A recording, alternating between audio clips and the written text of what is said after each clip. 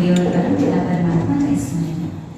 ओम नमः सिद्धेभ्यः, ओम नमः सिद्धेभ्यः, ओम नमः सिद्धेभ्यः, ओम नमः सिद्धेभ्यः, ओम नमः सिद्धेभ्यः, ओम नमः सिद्धेभ्यः।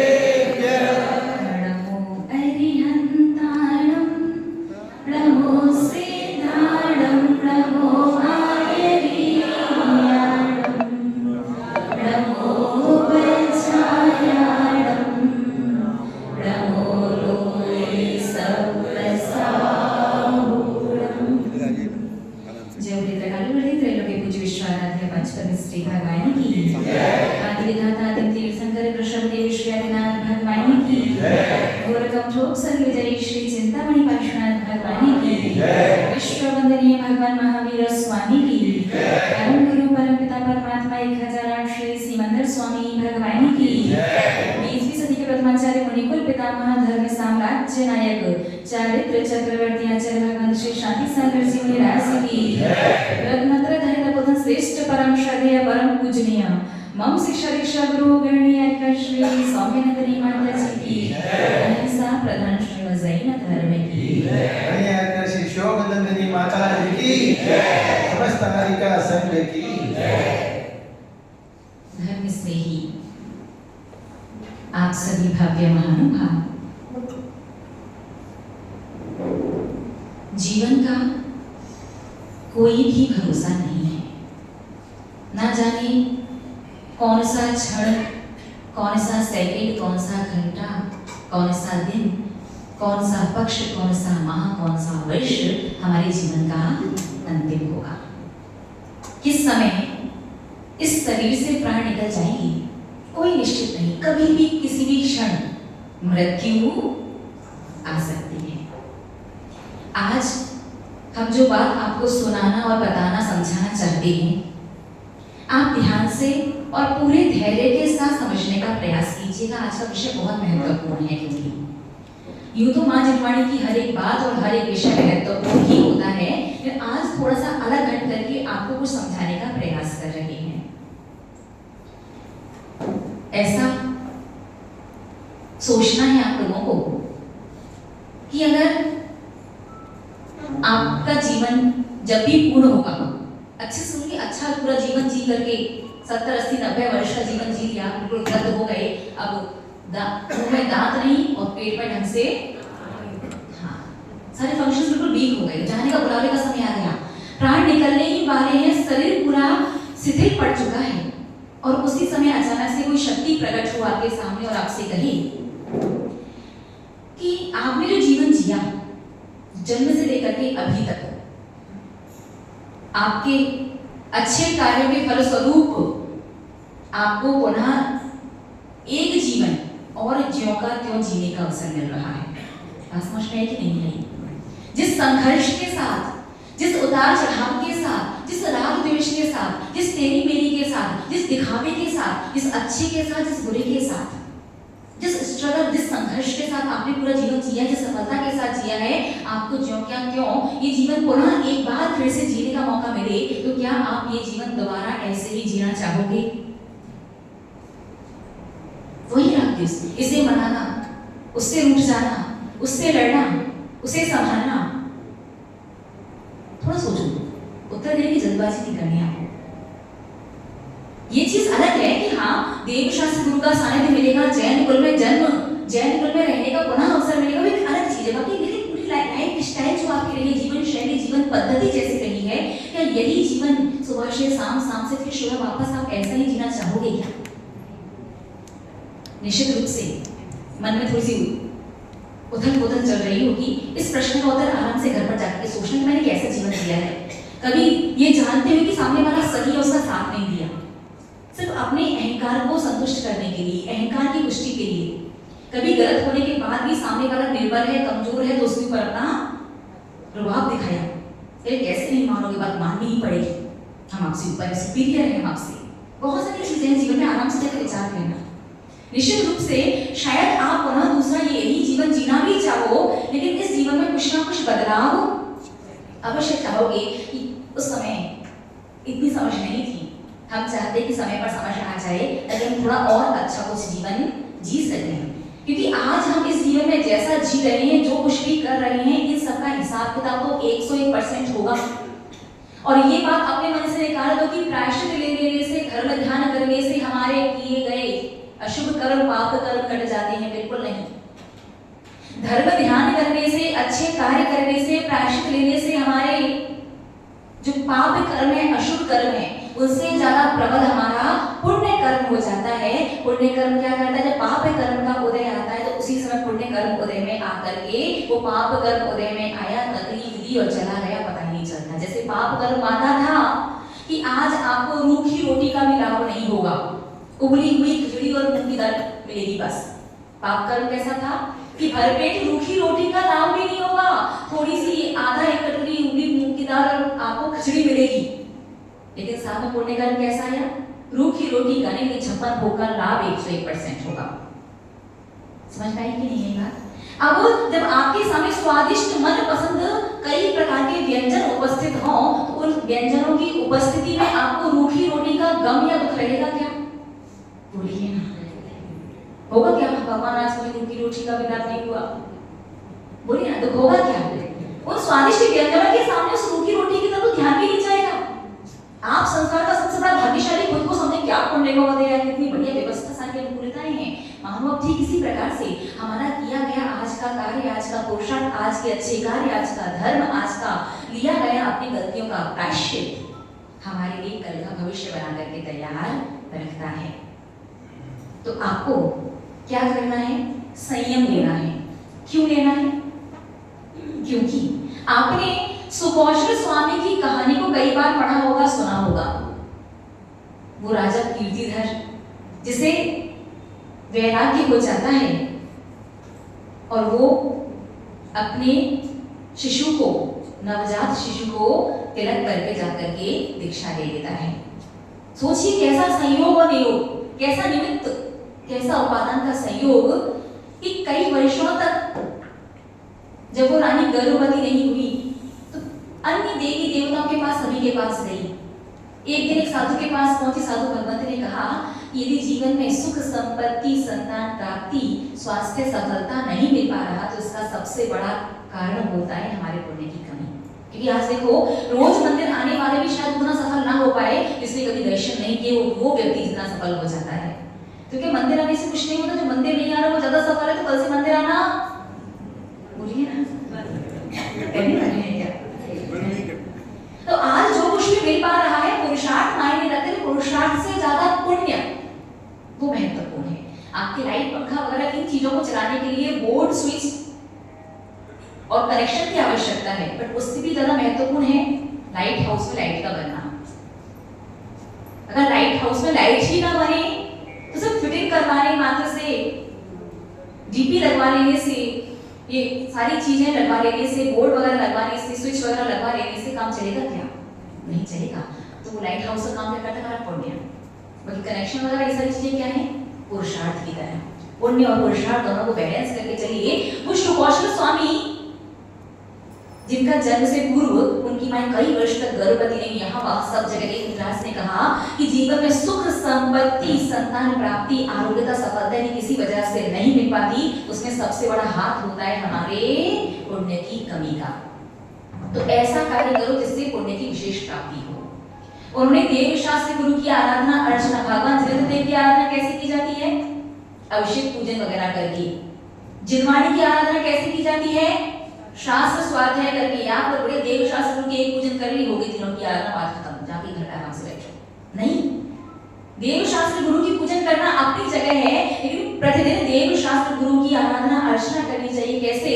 भगवान धृतदेव की पूजन, अभिषेक, जिनवाणी की स्वाध्याय और जिनवाणी का रख रखाव। उसमें चावल फंस गए, चावल अलग कर दीजिए, फट गई है चुपका दीजिए, कवर वगैरह चढ़ा दीजिए। और गुरुओं की आराधना, अगर गुरु आपके नगर में है तो आहार विहार वया व्रत्य किसी प्रकार से आप किसी भी क्रिया में जैसे सम्मिलित हो सको वैसे सम्मिलित होकर के देव शास्त्र गुरु की आराधना, अर्चना, सेवा वगैरह की जाती है, जिसके फलस्वरूप चक्रवर्ती ब्याज से भी ज्यादा तीव्र पुण्य कर्म बढ़ता है।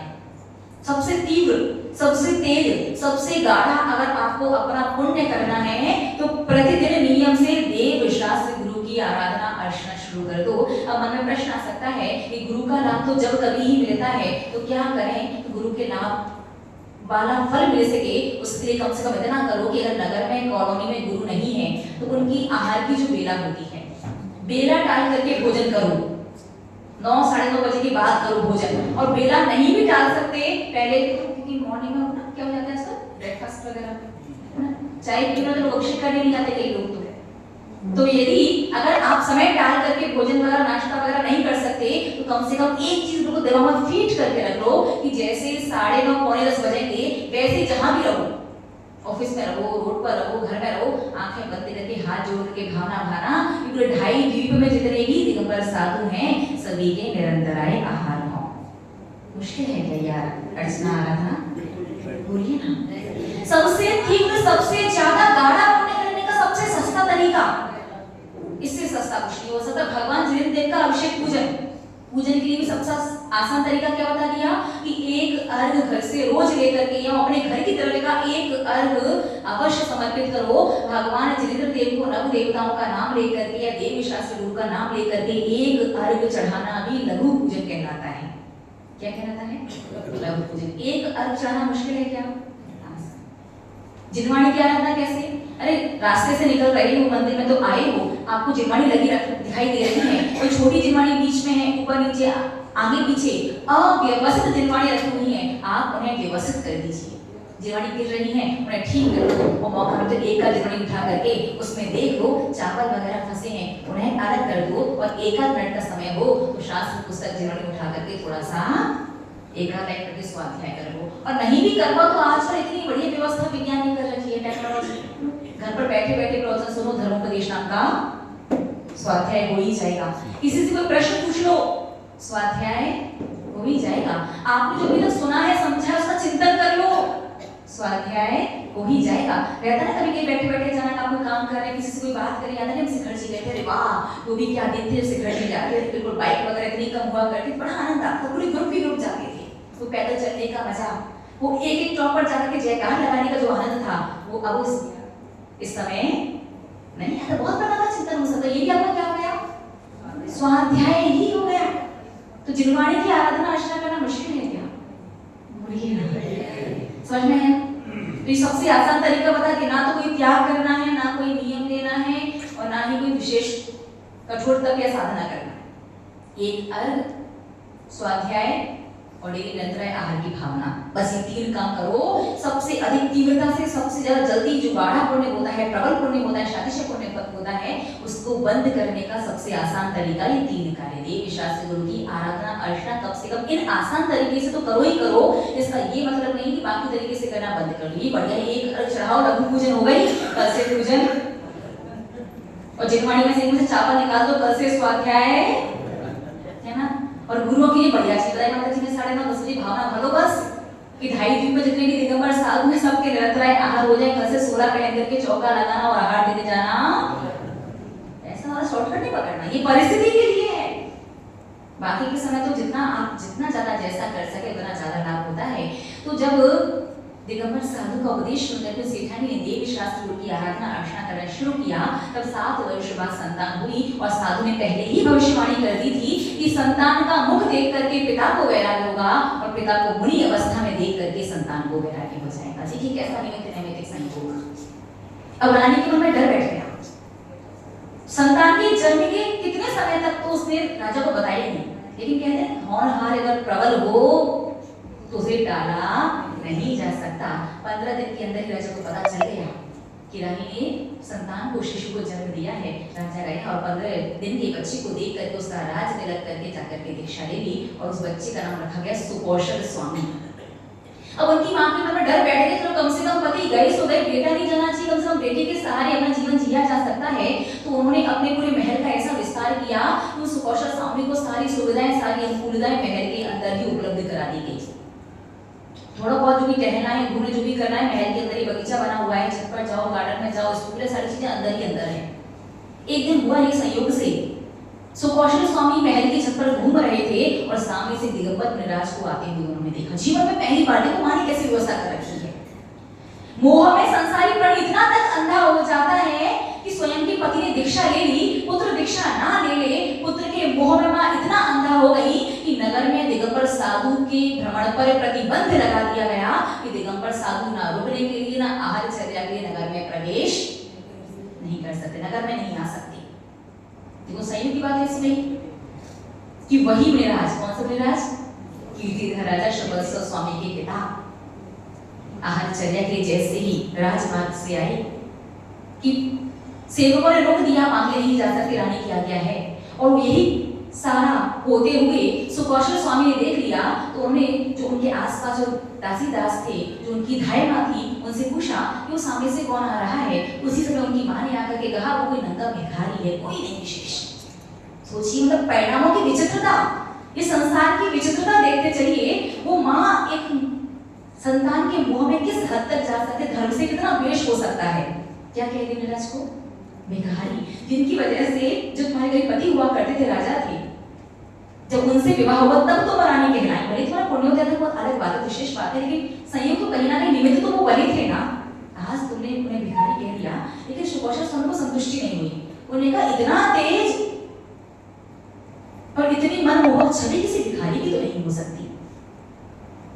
उन्हें समय भोजन का समय था, भोजन के लिए उन्हें बुलाने के लिए सेवक आए, उन्हें मैं भोजन तभी करूंगा जब मुझे सत्य बताया जाएगा।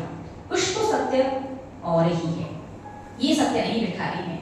तभी मुझे धायमा ने कहा ये भिखारी नहीं, ये तो आपके पिता हैं, इस राज्य के राजा हैं, जो मुनि बन चुके हैं। इतना जब उन्होंने सुना और उन्हें अंदर से इतना पश्चाताप हुआ कि मेरी स्वयं की माँ एक दिगंबर साधु के लिए भिखारी शब्द का प्रयोग करे, जो उनके स्वयं के पति इस नगर के राजा।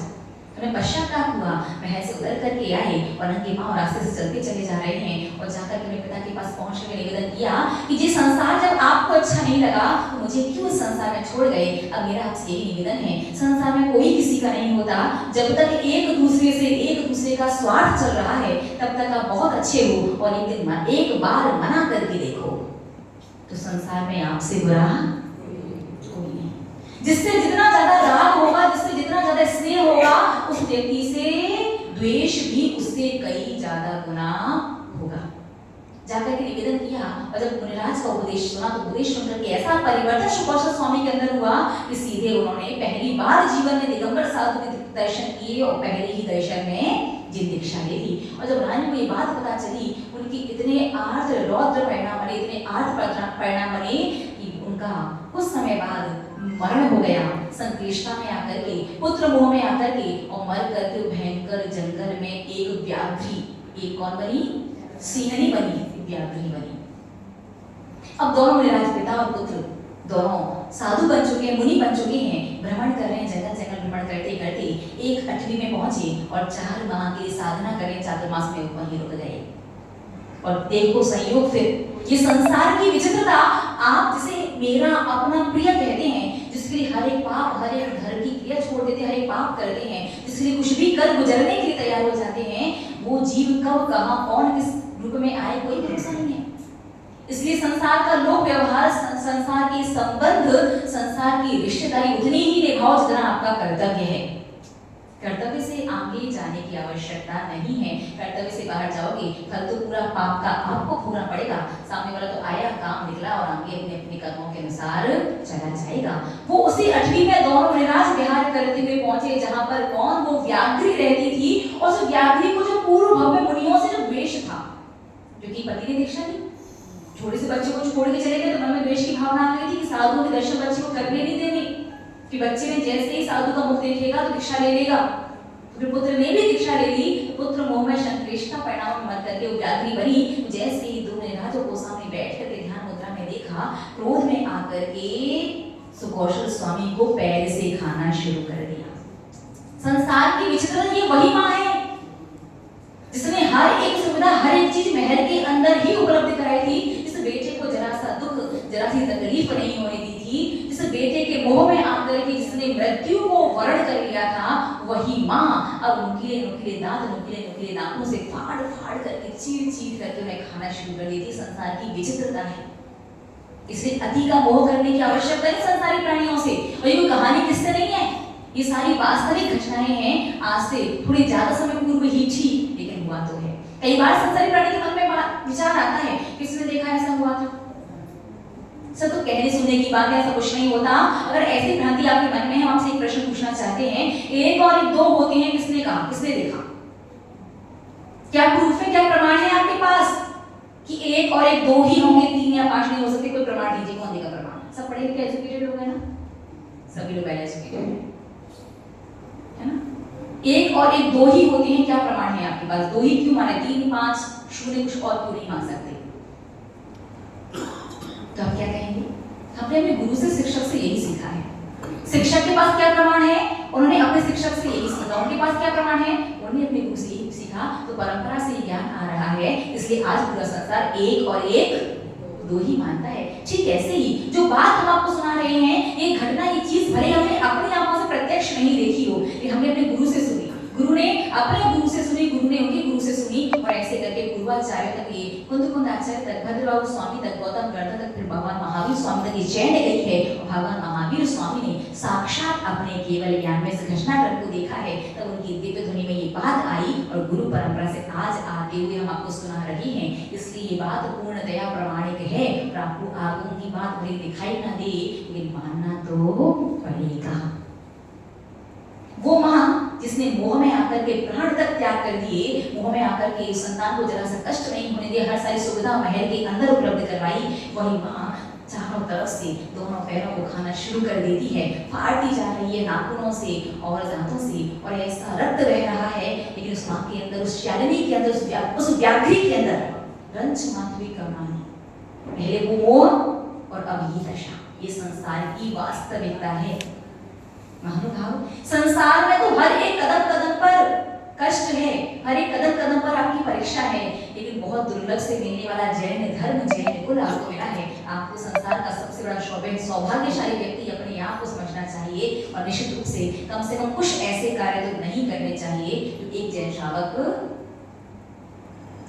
के लिए क्या है, जो निषेध है, जो नहीं करने चाहिए। ऐसे कुछ चीजों का, कुछ कार्यों का त्याग आप लोगों का भी अवश्य होना चाहिए। उस वो व्याघ्री खाना शुरू करती है, और खाते खाते खाते खाते जैसे हाथों को पूरे पैर ऊपर तक खा लिए, और मुनिराज की क्षमता देखी, जिन्होंने जरा सा भी रंच मात्र कष्ट कभी सहन नहीं किया। मुनिराज की क्षमता देखो कि वो व्याघ्री, वो सिंहनी भक्षण कर रही है, खा रही है, फिर भी रंच मात्र भी विचलित नहीं होते, और शुक्ल ध्यान के ज्ञान के माध्यम से मोक्ष को प्राप्त कर लेते हैं। और जैसे ही पूरे पैर, पूरे कमरता का हिस्सा खा चुकी है वो व्याघ्री, और हाथों को जैसे खाने वाली होती है, कि हाथ पर बने हुए लक्षण के चिन्ह को देख करके उस व्याघ्री को जाति स्मरण हो जाता है, ये तो मेरा ही पुत्र था, जिसके मुंह में आकर के मैं मरण कर गई, आर्त ध्यान में संतृष्टा में मरी थी, कि मेरा वही संतान, वही पुत्र है जिससे मैं इतना मोह किया करती थी, और मैंने देखो उसकी क्या दुर्दशा कर दी। और उसी समय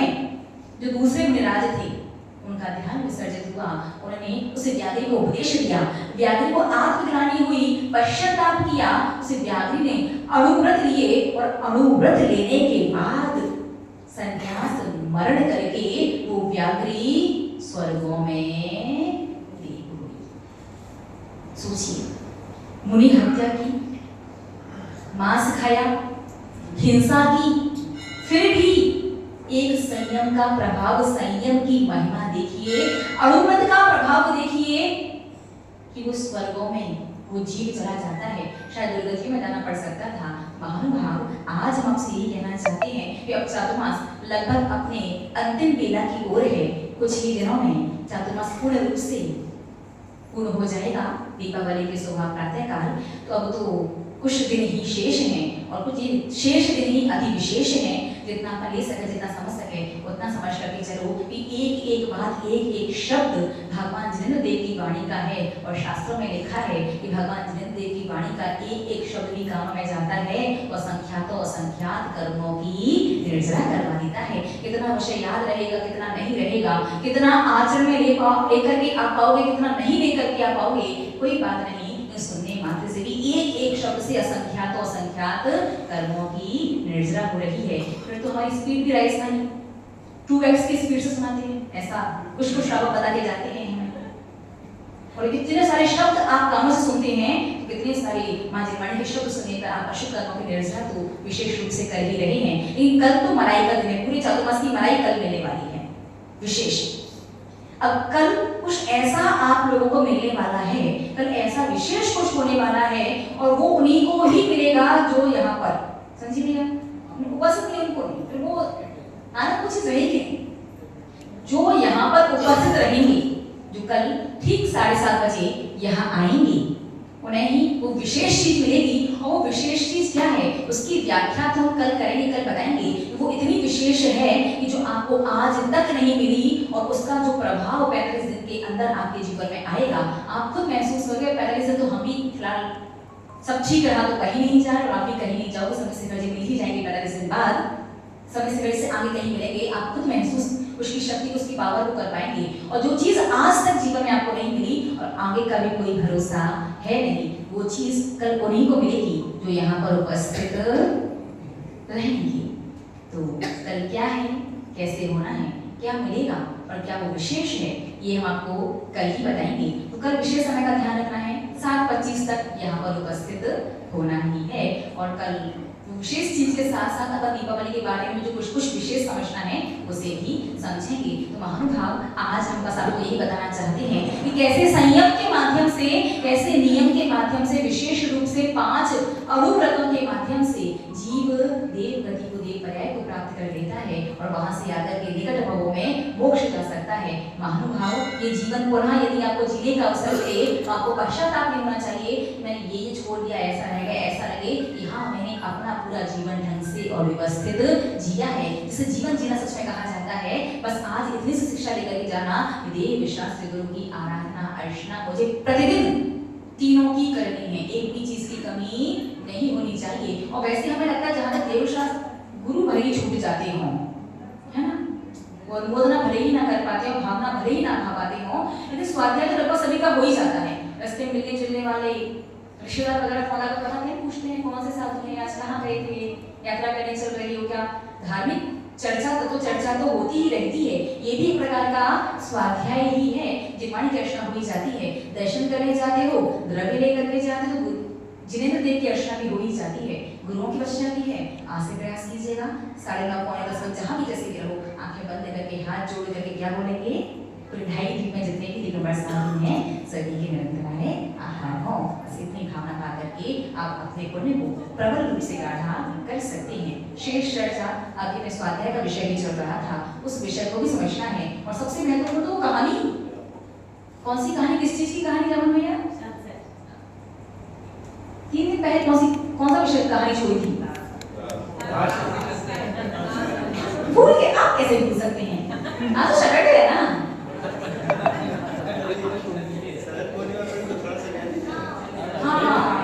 लेकिन शरद पूर्णिमा तो चलेगी, अगले साल आएगी। अच्छा हाँ ठीक है, शरद पूर्णिमा को संक्षिप्त में समझिएगा। शरद पूर्णिमा का हमारे जैन दर्शन में आयुर्वेद शास्त्र के अनुसार वर्णन मिलता है। यूं तो पूर्णिमा, शरद पूर्णिमा का चंद्रमा प्रतिवर्ष की पूर्णिमा की तरह ही प्रभावशाली होता है। प्रतिवर्ष नहीं, प्रतिपक्ष, शुक्ल पक्ष में जो उदय होती है पूर्णिमा पर चंद्रमा, वैसा ही चंद्रमा होता है शरद पूर्णिमा का, कोई अंतर नहीं है।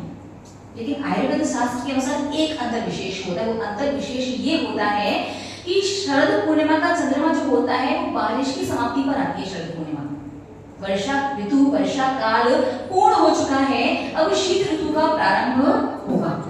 अर्थात बारिश होने की वजह से पूरे वायुमंडल में, वातावरण में जो धूल के कण होते हैं, पानी की वजह से वो धूल के कण सारे नीचे आ जाते हैं, पूरा वायुमंडल वातावरण पूर्णतया स्वच्छ हो जाता है। शेष समय तो धूल वगैरह के कण वायुमंडल में, वातावरण में अवश्य रहते हैं। लेकिन शरद पूर्णिमा एकमात्र ऐसी पहली पूर्णिमा होती है, वर्ष में एक ही पूर्णिमा है जिस समय पूरा वातावरण पूर्णतया साफ और स्वच्छ होता है। उस समय जो चंद्रमा की किरणें डायरेक्ट आपके ऊपर किसी भी वस्तु पर कहीं भी पड़ती हैं, वो पूरे प्रभाव को लिए हुए होती हैं। चंद्रमा जो है जैन शास्त्र के अनुसार जो चंद्रदेव है उसका विमान है, उसमें जो मणियां लगी रहती हैं, उन मणियों की जो किरण है, उसकी जो आभा है, आयुर्वेद शास्त्र के अनुसार ऐसा है कि अगर 3 घंटे 28 मिनट तक, विशेष रूप से आप वैद्य लोगों को देखिएगा कि इन दिनों को जो वैद्य होते हैं वो उनकी जो औषधि की जो सामग्री होती है ना, वो जड़ वगैरह होती है और खड़ी जड़ी बूटियां टाइप जो जड़ी बूटियां होती हैं, वो शरद पूर्णिमा वाले दिन चंद्रमा की रोशनी प्रकाश में उन पूरी जड़ी बूटियों को अवश्य रखते हैं कि चंद्रमा की जो किरणें होती हैं उनके अंदर जो औषधीय गुण होता है, इससे उन जड़ी बूटी सामान्य जड़ी बूटियों की क्वालिटी और उनकी गुणवत्ता कई गुना ज्यादा बढ़ जाती है। तो आयुर्वेद शास्त्र के अनुसार कोई व्यक्ति रोगी है या किसी के अंदर धैर्य की, पेशेंस की कमी है, किसी के अंदर सोचने समझने की क्षमता बहुत ज्यादा कम है, या किसी के अंदर ना उतावलापन, तुरंत करो, बड़ी कम बिगड़ जाए, बाद में पछताते रहेंगे, उतावलापन बहुत ज्यादा है, या किसी के अंदर लीड करने की, मतलब आप घर के मुखिया हो बट प्रॉपर सभी को एक छत के नीचे व्यवस्थित रूप से लेकर के नहीं चल पा रहे हैं, बाहर का मतभेद चल जाता है, मतभेद नहीं होना चाहिए। उस समय सीधे अगर 1 घंटे 28 मिनट भी आपकी औषधि पर कम से कम 3 घंटे 28 मिनट का है और आपके ऊपर अगर 1 घंटे 28 मिनट भी शरद पूर्णिमा की वो चंद्रमा की चांदनी आप बैठते हैं, अगर सामान्य भी बैठे हैं, तो आपके मन में, मस्तिष्क में जो आपकी आत्मीय जो ऊर्जा है उसे जागृत करने का, उसे पावरफुल बनाने के लिए वो किरणें कहीं ना कहीं निमित्त बनती हैं। जैसे शुभौषध स्वामी को निमित्त बने उनके पिता का मुख देखना और पिता को निमित्त बने शुभौषध स्वामी शिशु का मुख देखना, वैसे ही निमित्त नैमित्तिक संबंध है। तो आयुर्वेद के हिसाब से इस प्रकार का है। उसके अलावा अगर आप ज्योतिष के अनुसार भी जाएंगे तो उसके अनुसार भी एक फल निकलता है कि उस समय जो चंद्रमा की किरणें जब हमारे ठीक ऊपर पड़ती हैं, हमारे ब्रह्मरंध्र से, यहाँ पर जो सहस्त्रार चक्र होता है, ब्रह्मरंध्र से होती हुई जब वो किरणों का एहसास, उसकी ऊर्जा जब हमारे अंदर प्रवेश करती है, तो उस समय एंगर इश्यूज, गुस्सा वगैरह बहुत ज्यादा आती हो, बहुत शॉर्ट टेम्पर्ड हो, जरा जैसी मस्त जो भुनक जाती, भुनक समझते ना, जो गुस्सा होकर के बैठ जाते हैं, तो उन लोगों को विशेष रूप से शरद पूर्णिमा वाले दिन भगवान चंद्र प्रभु स्वामी की ओम ह्रीं श्री चंद्र प्रभुजेंद्राय नमः, चंद्र प्रभु स्वामी की 125 माला लगाएं, अच्छी बात है, 13 लगा सकते हैं तो कम से कम 3 माला तो अवश्य लगानी चाहिए। जिनमें बुद्धि, विवेक, ज्ञान की कमी है, सोचने समझने की क्षमता में कमी है और जो शारीरिक रूप से शरीर से किसी प्रकार के अस्वस्थ हैं, डिसेबल होकर की तरह की बहुत सारी चीजें होती हैं, तो उन लोगों को माँ सरस्वती, माँ जिनवाणी की कुछ जाप होती हैं, उन जाप को लगाना चाहिए। 125 लगाएं विशेष, 125 मतलब फुल पैकेज पूरा,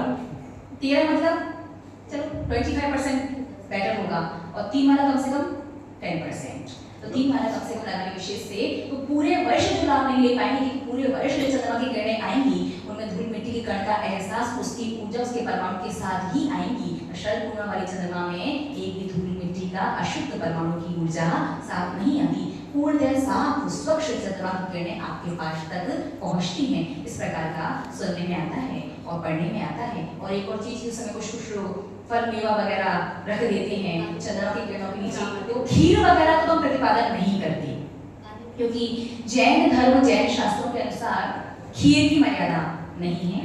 दूसरी चीज, आज शाम का बना हुआ अपक्व अनाज, अपक्व मतलब वो वाला जो तला नहीं है, मतलब नहीं, अपक्व तो कच्चा हो जाएगा, शाम का बना हुआ कच्चा अनाज, कच्चा मतलब जो तला नहीं है, ऐसा रात्रि भर रखा रहने के बाद सुबह उसे नहीं खाया जा सकता, भले ही मर्यादा वाला क्यों ना हो। इसे रोटी वगैरह लोग शाम को बना के रखते हैं, फिर सुबह खा लें, नहीं खाया जा सकता। तो खीर जो है वो तली हुई नहीं रहती, इसलिए शाम को बना करके रखी तो सुबह खा रहे हैं। ये खीर वाला सिस्टम जो है वो वैदिक संप्रदाय में, वैदिक मत में इस चीज की मान्यता है। वो लोग कहते हैं कि चंद्रमा से अमृत झड़ रहा है, निश्चित रूप से शरद पूर्णिमा पर निकलने वाली चंद्रमा की किरणों से अमृत नहीं झड़ता, वो इतनी साफ, स्वच्छ, निर्मल हो जाती हैं कि जब वो हमारे शरीर में डायरेक्ट हमारे ब्रह्मरंध्रों से प्रवेश करती हैं, तो वो किरणों की ऊर्जा हमारे शरीर में अमृत का ही काम करती है। स्वास्थ्य पर भी उसका प्रभाव पड़ता है। अगर आप औषधि पान कर रहे हैं, उस औषधि की क्वालिटी पर भी उसका प्रभाव पड़ता है, हमारे मन पर भी पड़ता है, हमारे मस्तिष्क पर भी पड़ता है,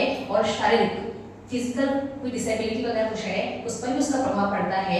व्यापारिक प्रभाव तक उन किरणों का हमारे ऊपर पड़ता है। जो उसका अमृत या रूपांतरण हमारे शरीर में होता है, लोगों ने बना दिया कि अमृत ही झड़ रहा है। इस तरह की वैदिक परंपरा में मान्यता अवश्य है। वो खीर वगैरह रखते हैं, तो देखो खीर का ना तो प्रतिपादन करते ना हम निषेध करते हैं। आप श्रावक है, अपने बुद्धि विवेक से जानो और समझो, क्योंकि आपको कोई भक्षा का त्याग तो है नहीं, जमीकंद वगैरह का त्याग है नहीं, तो कैसे क्या करना है वो आप जानो, लेकिन हम इसका समर्थन नहीं करते कि वो एक तरह से अभक्ष्य ही है, तो वह खाने योग्य नहीं रहती है। बाकी बहुत से लोग मेवा वगैरह भी रख देते हैं, तो निश्चित रूप से बहुत से लोग फल वगैरह भी रख देते हैं, ऐसा सिस्टम भी सुनने वगैरह में आता है। विशेष जो पढ़ा है, जाना है, समझा है, वो हमें यही समझा है भगवान चंद्र प्रभु स्वामी की या फिर माँ जितवाणी की जाप विशेष लगाने से इसका विशेष फल अवश्य मिलता है। जो मेंटली वीक होते हैं उसको तो माला फैली नहीं जाएगी। उसे बैठ करके फिर भाई ओम नमः की, जो बिल्कुल इतना ज्यादा वीक है कि जिनका बिल्कुल काम करता ही नहीं है और वो किसी भी बात को समझ नहीं सकते किसी भी तरह से, उन बच्चों को उनके परिवारजन बैठ करके ओम नमः की माला उनसे करवाएं। और जो थोड़े से भी समझने में है उनको माँ जितवाणी की जो बहुत सारी 128 मंत्र लगभग अभी तक हमारे देखने में शरद पूर्णिमा के हिसाब से आए हैं, व्यक्तिगत नामों के अक्षरों के हिसाब से भी मंत्र को देखा जाता है कि एक दिन में एक रात्रि में ऐसा कौन सा मंत्र है जिसका प्रभाव आप पूरे जीवन भर तक ले सकते हैं। कि एक शरद पूर्णिमा को तो जैसे तैसे एक माहौल बना होता है ना, जो साधु संतों का सानिध्य मिलता है अनुकूल, एक माहौल में तो एक शरद पूर्णिमा को जब कर भी लो, लेकिन जब किसी का सानिध्य नहीं होता तो फिर वो अकेले छत पर बैठ करके सोले के कपड़े में थोड़ा सा कभी मुश्किल हो जाता है। तो एक शरद पूर्णिमा का प्रभाव ही पूरे जीवन भर तक आपके साथ चल सकता है। तो बाकी लोगों के लिए माँ सरस्वती जितवाणी के 128 मंत्र तो हमारे देखने पढ़ने में भी आए हैं, उससे ज़्यादा भी हो सकते हैं। और जिन्हें गुस्सा है, धैर्य की कमी है, उतावली बहुत ज़्यादा है, उनके लिए चंद्रप्रभु भगवान की जाप विशेष शास्त्रों में लिखी हुई है। ठीक है, वो कल सुबह बोली थी, कल दोपहर में। हाँ ठीक है, इस प्रकार से शरद पूर्णिमा का वर्णन हमारे ज्योतिष शास्त्रों में मिलता है। समझ में आया कि नहीं आया विषय? ओके, चलिएगा तो फिर जीवाणी स्तुति बुद्धि समाधि परिणाम शुद्धि स्वरूप उपलब्धि से उसों के सिद्धि से चित्त वस्तुदानी त्वं वंद्यमानस्ति नमोस्तु देवी नमो बाण नमो कांठ मंत्र।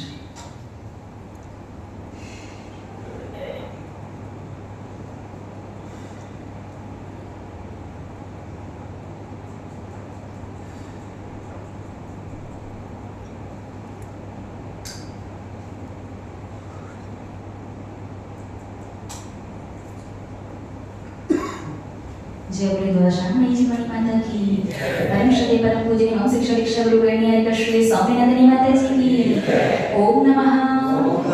सबको क्षमा, सबसे क्षमा, पाप क्षय, पुण्य जमा। कल की विशेष ध्यान, करुणा भूतो न भविष्यति, अभी तक तो मिला नहीं, आगे बढ़ेगा या नहीं पता नहीं, और जो बहुमूल्य है अनमोल्य जैसा कोई मूल्य नहीं, ऐसा कुछ मिलने वाला है। लेट्स सी क्या कहता है, मिलते हैं।